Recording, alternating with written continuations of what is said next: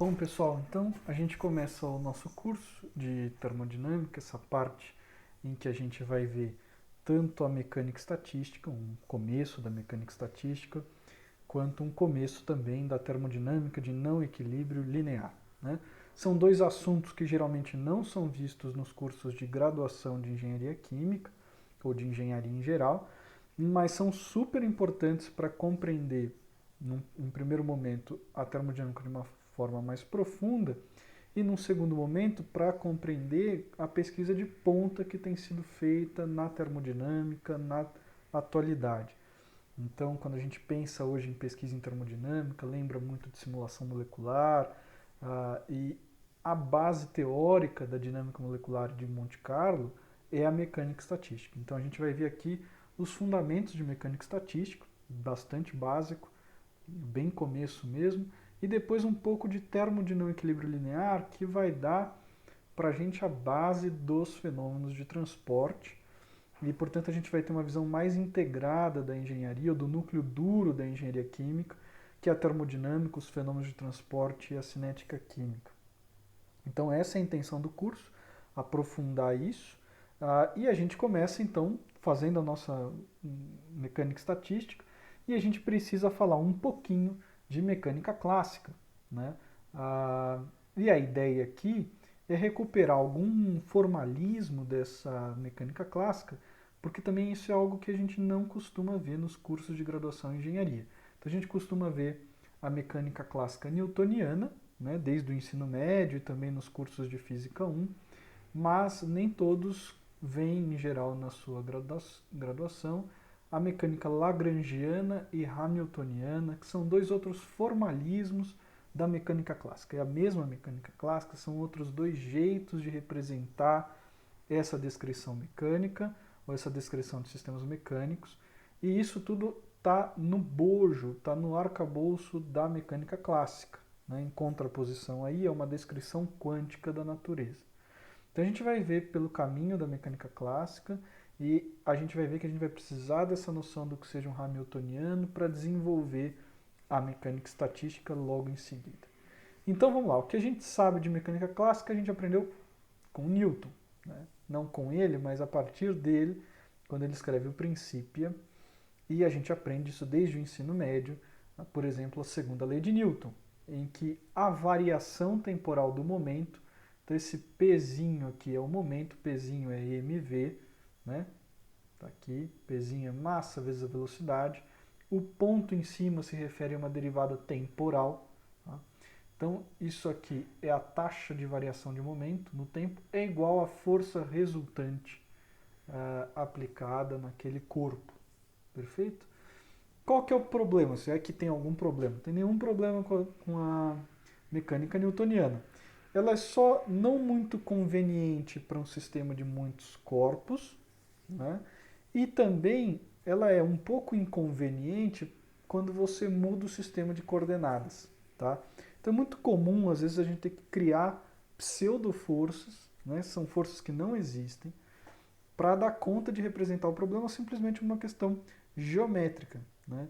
Então, força centrífuga, certas forças de inércia, de Coriolis, são forças, pseudo-forças, não são forças no sentido pleno da palavra, mas aparecem, na verdade, como consequência dessa transformação de coordenada ou do problema geométrico envolvido.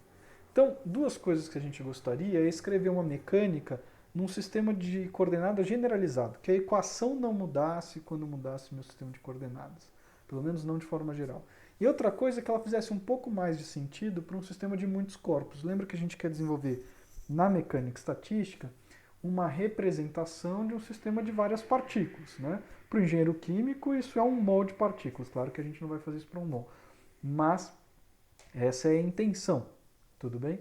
Então, um outro jeito de representar essa mesma mecânica clássica é através da chamada mecânica de Lagrange. Então vamos ver qual que é a ideia por trás, chegar à equação de movimento de Lagrange com alguns princípios básicos de mecânica. Então aqui está o Lagrange, e aí a gente vai pensar um sistema que tem n corpos, e para esse sistema então vai existir uma função, que eu vou chamar de função lagrangiana, e essa função lagrangiana ela é função das posições, então o Q aqui o Q em negrito é um vetor posição da partícula 1, Q1 é da partícula 1. Então isso aqui é um vetor, na verdade tem que ser aberto em 3 coordenadas, se for cartesiana x, y, z, se for cilíndrica r, θ, z, se for esférica r, θ, φ. Mas aqui está de forma genérica, então esse Q é uma coordenada generalizada, independe do sistema de coordenadas, tudo bem? Então o Q são as posições das partículas 1 até a partícula nzão. Então essa função lagrangiana é função de todas as posições dessas partículas. Também é função das velocidades, então lembra, essa taxa temporal aqui da posição é a própria velocidade. Então das velocidades generalizadas de 1 até n e do tempo. De forma mais geral, também função do tempo. Tudo bem?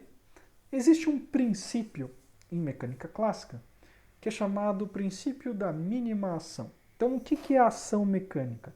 A ação mecânica eu vou representar por S, não confundir aqui com entropia, tá? Não é entropia, esse S é para representar a ação, mas não é o mesmo S da entropia. Vai ser a integral temporal de um tempo t1 até um tempo t2 dessa função lagrangiana. Isso é a ação do sistema mecânico. Existe um princípio em mecânica clássica que é chamado princípio da mínima ação.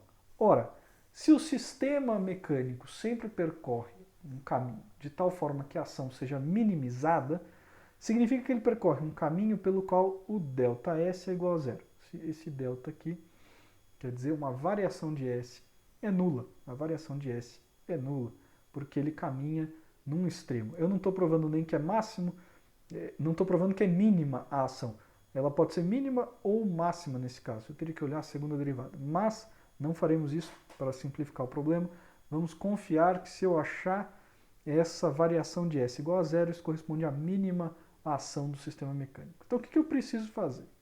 Eu preciso, e vou usar aqui um princípio de cálculo variacional, imaginar uma trajetória que o sistema pode ter e vou fazer uma variação, ou criar uma trajetória alternativa e calcular o quanto variou a ação, depois eu imponho isso igual a zero e acho a minha equação de movimento. Vamos ver. Então imagina o seguinte, o sistema está inicialmente, ou no tempo t1, nesse ponto aqui, tudo bem?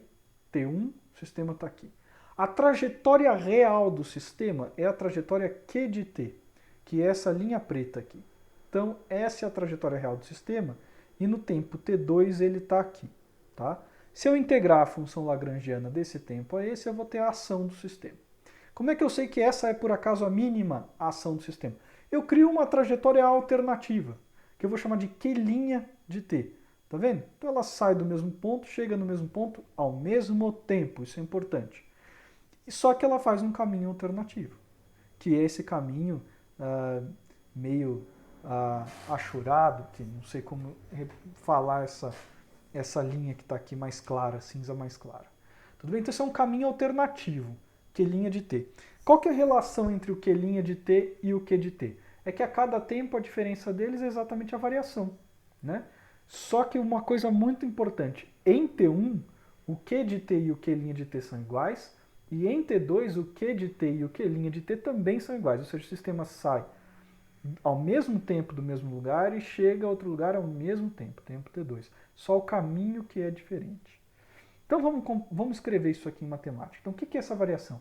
O Q' de t vai ser igual ao Q de t mais a variação, que é esse delta QI de t. Eu posso tirar a derivada dessa expressão e achar a variação da velocidade. Então a velocidade linha vai ser a velocidade mais a derivada temporal dessa variação. Com o cuidado de que em T1 e em T2 a variação é zero, porque o Q' de t é igual ao Q de t em T1 e T2. Perfeito? O que eu vou fazer agora? Eu vou achar a variação do sistema. O que eu quero fazer é a variação da ação. Então a variação da ação, eu posso passar essa variação para dentro, aqui dessa integral temporal, então eu preciso achar, na verdade, a variação da função lagrangiana. Bom, a função lagrangiana é função de Q1 até Qn, Q1 ponto até Qn ponto, tempo. Em termodinâmica, sempre que eu quero representar uma diferencial, eu escrevo essa diferencial como a soma das derivadas parciais vezes os termos infinitesimais de cada variável aqui, né? Ou seja, A variação do Lagrangiano vai ser escrito por isso aqui, a derivada parcial em relação ao tempo, ΔT, mais as várias derivadas parciais em relação às várias posições, ΔQ, mais as derivadas de Lagrangiano em relação à velocidade, vezes a variação da velocidade. Então, isso é muito parecido com o que a gente usualmente faz na termodinâmica clássica, correto?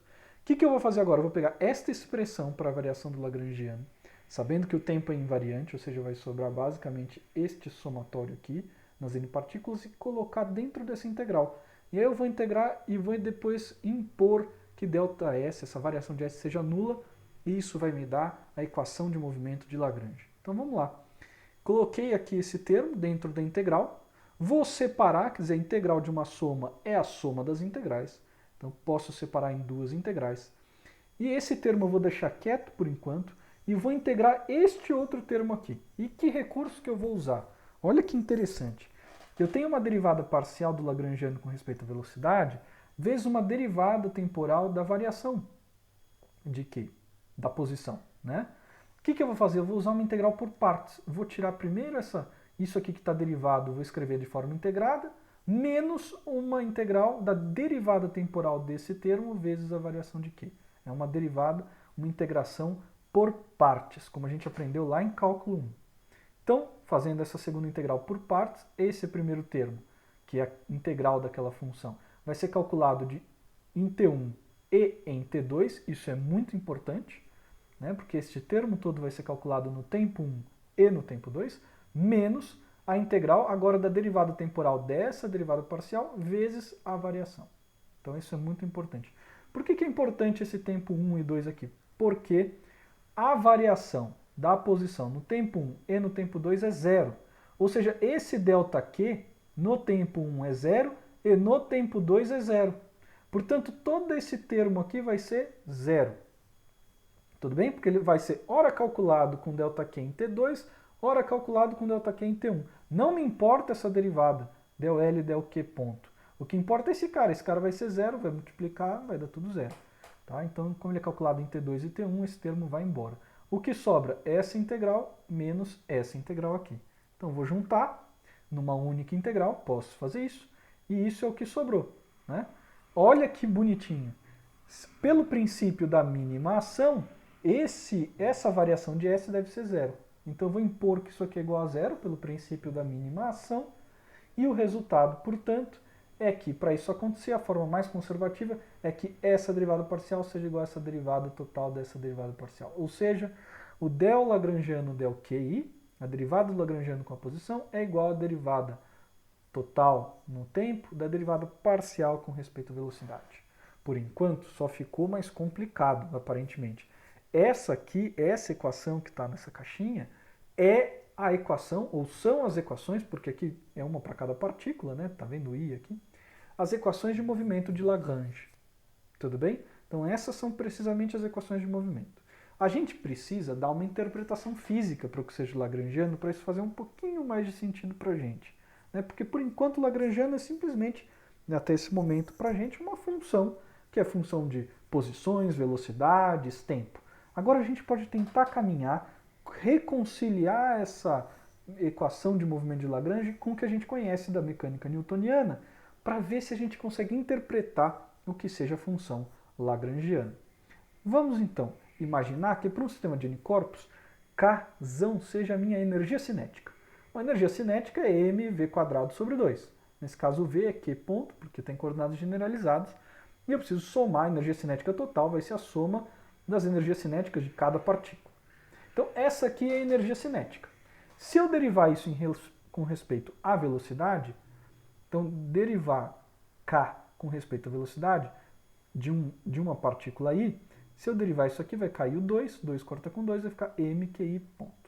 Os outros termos vão ser zero, porque para partículas diferentes de I, a velocidade é diferente de I, então vai dar zero. Isso aqui é exatamente o momento, exatamente πi. Então a derivada da energia cinética com respeito à velocidade é exatamente o momento.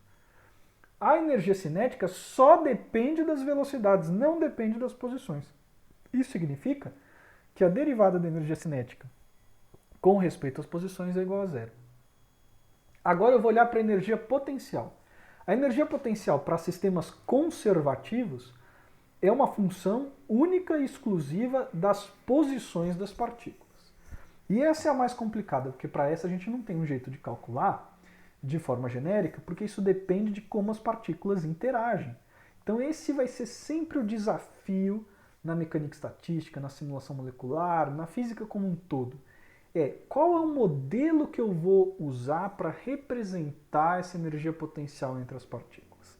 Então todos os meus cálculos vão ser fortemente dependentes do modelo arbitrariamente escolhido para representar as forças de interação entre as partículas. Então, de forma genérica, a nossa energia potencial é uma função só das posições no caso de sistemas conservativos. Isso significa que a derivada da energia potencial com respeito à velocidade é igual a zero. Pela segunda lei de Newton, a força é menos o gradiente da energia potencial. Ou seja, a força é menos a derivada da energia potencial com respeito à posição. Só que pela segunda lei de Newton, a força é a variação temporal do momento. Ou seja, o gradiente da energia potencial, a derivada da energia potencial com respeito à posição, é igual a menos a variação temporal do momento. Olha que bonito! Significa que eu posso juntar numa mesma equação essa derivada da energia cinética com respeito à velocidade com essa derivada da energia potencial com respeito à posição. Porque isso é igual ao momento e isso é igual à derivada temporal do momento. Então, se eu escrever essa união, eu vou ter menos du del Q é igual a d dt del K del Q ponto. Isso aqui lembra muito a equação de Lagrange, não lembra? Aqui está a equação de Lagrange. Uma derivada do lagrangiano com respeito à posição igual a uma derivada temporal do lagrangiano com respeito à velocidade. Então, quem que é o lagrangiano para que essas duas coisas sejam exatamente iguais? Ou seja, para que eu crie uma consistência entre a mecânica newtoniana e a mecânica lagrangiana. Só tem uma solução. O lagrangiano tem que ser obrigatoriamente a energia cinética menos a energia potencial. E aí vai ficar claro observar isso, porque se eu substituir o L por K menos U, a derivada de K com respeito a Q vai dar zero e vai sobrar menos a derivada de U com respeito à posição, do lado esquerdo. Do lado direito, se eu substituir o lagrangiano por K menos U, a derivada de K com respeito à velocidade vai ficar aqui, e a derivada de U com respeito à velocidade é zero. Portanto, isso vai ser igual, essas duas equações serão iguais.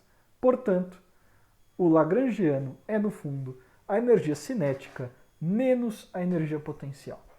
E é função das posições, das velocidades e do tempo. Muito bonitinho, muito legal tudo isso, mas tem um outro jeito de formalizar a mecânica clássica, que foi feito pelo Hamilton. E ele pensou no seguinte: se eu trocar essas coordenadas, ao invés de escrever uma função, como a função lagrangiana, que é a função de posição, de velocidade e do tempo, eu posso escrever uma função, que a gente vai chamar de hamiltoniana, que é função de posição, de momento e do tempo. Então a gente troca velocidade por momento. E ao fazer isso acontece uma coisa muito bacana com a interpretação física do que seja hamiltoniano. Então, para fazer esse truque, a gente usa uma coisa que é muito comum na termodinâmica, mesmo na termodinâmica clássica, que é chamada transformada de Legendre. A palavra transformada sempre causa um certo arrepio, porque a gente lembra lá transformada de Laplace, transformada de Fourier. Mas, na verdade, essa transformada é muito fácil, muito, muito fácil. E eu vou meio que mostrá-la aqui de uma forma geométrica. Então, vamos lá. Vamos imaginar uma função f de x, tudo bem? Qualquer função que está desenhada aqui. E eu pego um ponto específico dessa função. Então, fui lá e marquei um pontinho vermelho aqui. Passo a tangente a esse ponto, ou seja, a derivada da função naquele ponto, e projeto essa derivada até o eixo y. Tranquilo? Esse ponto, ele é marcado como um xi, um ponto i, que tem um certo valor da função fi. O ponto que a derivada cruza com o eixo y, eu vou chamar de li. Tá? E aí, qual que é a relação entre Li, Fi e Xi? É simples. Né? Fi menos Li, que é essa distância aqui, sobre Xi menos zero, que é essa distância aqui, é exatamente a tangente. Né? Porque aqui é um ângulo de 90 graus. Então, cateto oposto sobre o cateto adjacente é a tangente, que é exatamente a derivada. Ou seja, Fi menos Li dividido por Xi menos zero é exatamente a derivada da função em x igual a xi. Vou rearranjar isso aqui. Vamos lá. Fi menos Li sobre xi menos zero é igual a df dx em x igual a xi. Aí eu vou isolar isso em função do L e generalizar para qualquer ponto da função. Então eu gero isso aqui, ó, passa o x para cá, multiplicando a derivada, troco o L de lugar, vai ficar L igual a f de x menos x df dx. Isso aqui é uma transformada de Legendre. Então eu pego a função e subtraio a variável vezes a derivada da função com respeito àquela variável. Isso vai ser a transformada de Legendre daquela função. Ou seja, o conteúdo é o mesmo, é só um outro jeito de olhar, né? Vamos ver um exemplo da termodinâmica clássica em que isso aqui se aplica. Daria para fazer vários, mas eu vou fazer um só.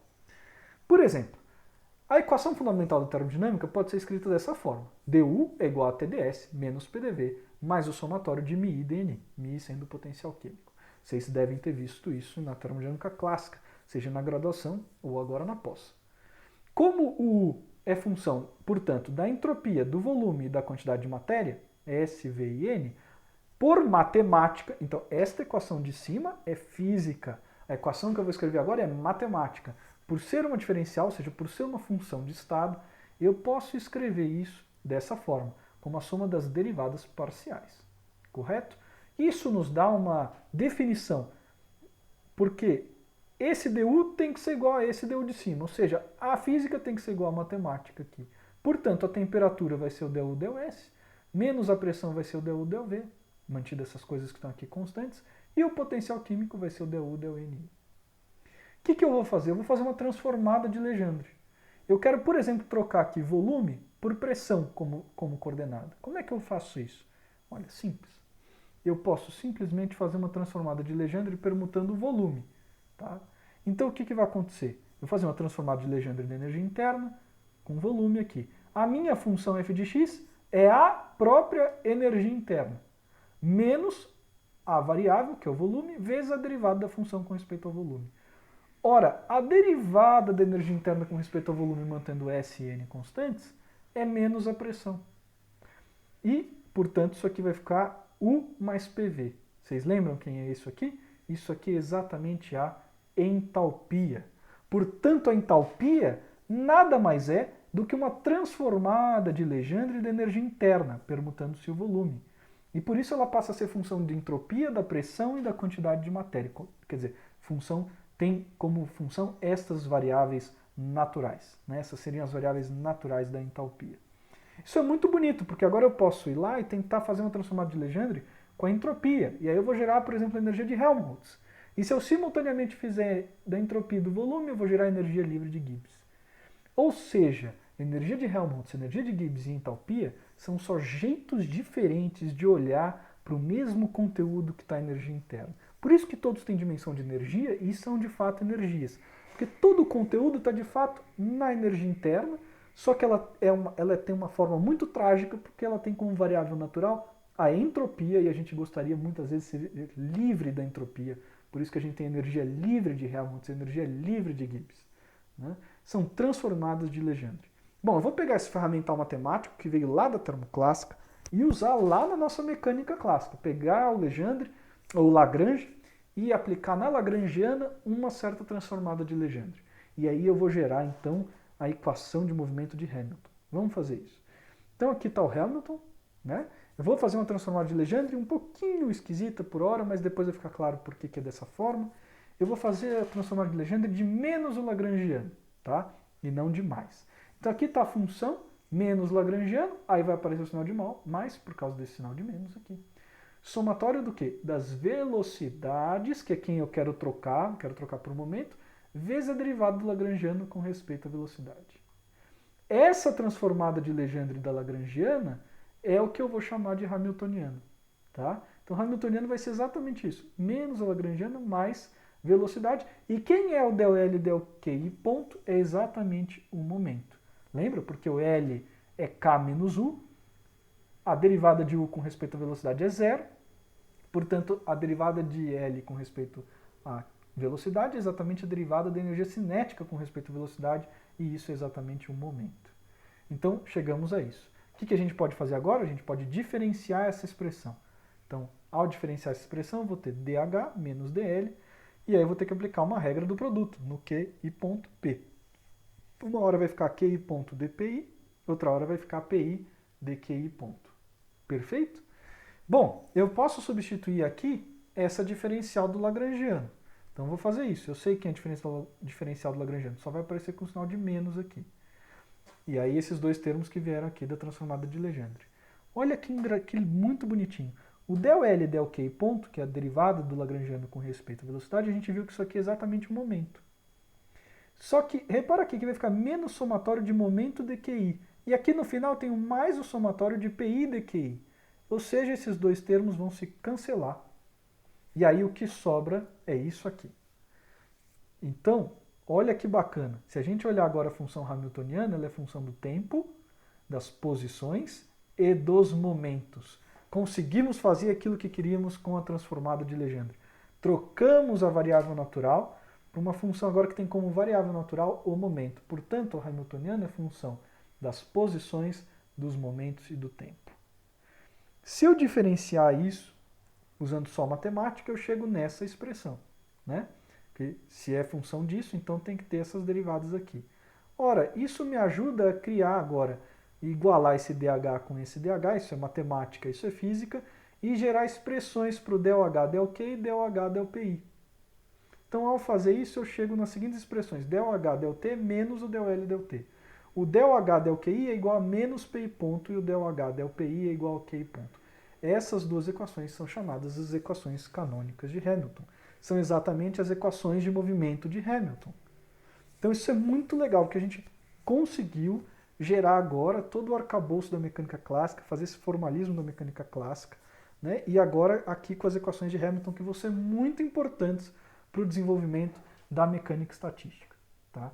Mesmo na versão quântica da mecânica estatística, a gente não pode esquecer que a mecânica quântica também está baseada no hamiltoniano. Ele aparece, só que em vez de ser uma função, como é aqui na clássica, o hamiltoniano na quântica é um operador. Né? Só lembrar da equação de Schrödinger. O hamiltoniano opera a função de onda. Né? Muito bem.